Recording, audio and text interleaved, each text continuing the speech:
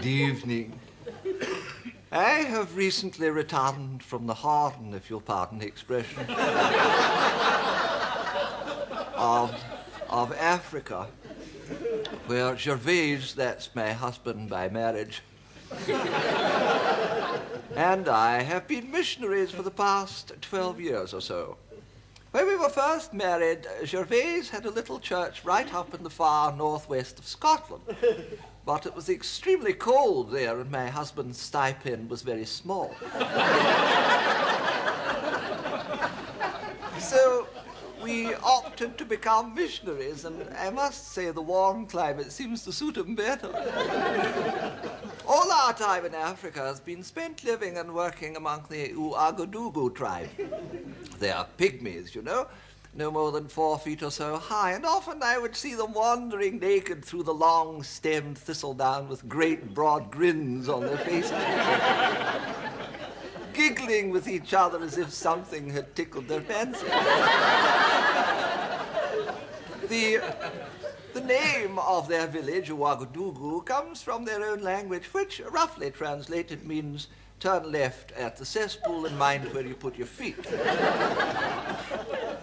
Would, alas, that we had known this that first day Gervais and I arrived at the village. As we approached the large wooden entrance gate, all the natives were gesticulating. It was probably the hot weather.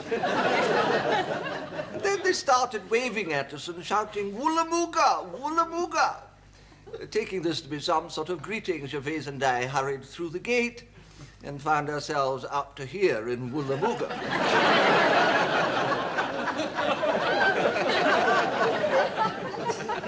It was some time before the Ouagadougus ventured near us.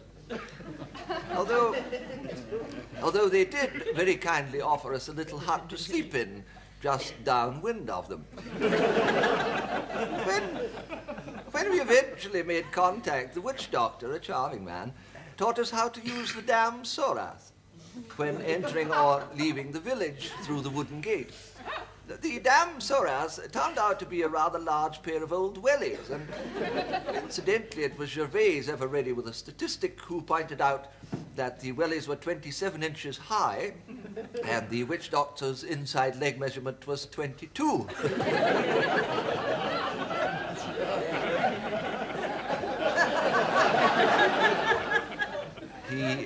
He didn't go out very much.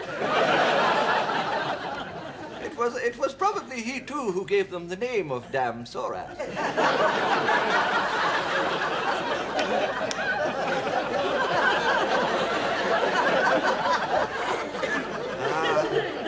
What happy days we spent there in Ouagadougou. I taught the children to read and write some sort of basic English, and Gervais ran the bingo hall and the casino. I introduced the children to 2 books, the Bible, and for very good reasons, Plummet Yourself by H.D. Balcock. In this way, of course, they would learn to care for their brethren and at the same time look after their system. The children were marvelous. What a sense of humor they had, and such great practical jokers. I never knew from one night to the next what I would find in my bed.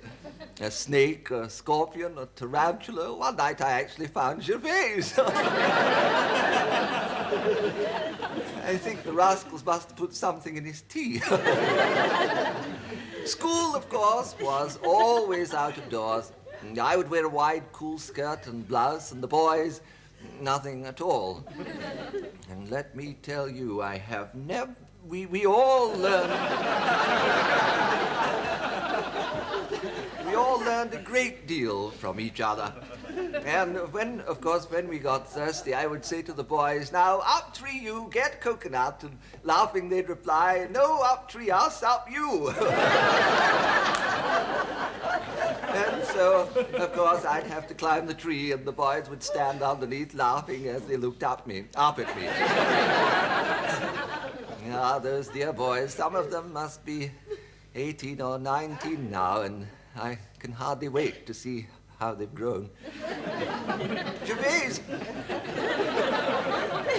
on the other hand, is not so keen to go back. He and the witch doctor, alas, had a slight altercation on one occasion, and Gervais lost his temper. I'm afraid he told the witch doctor where to stick his wellies. Didn't you, dear? Good night.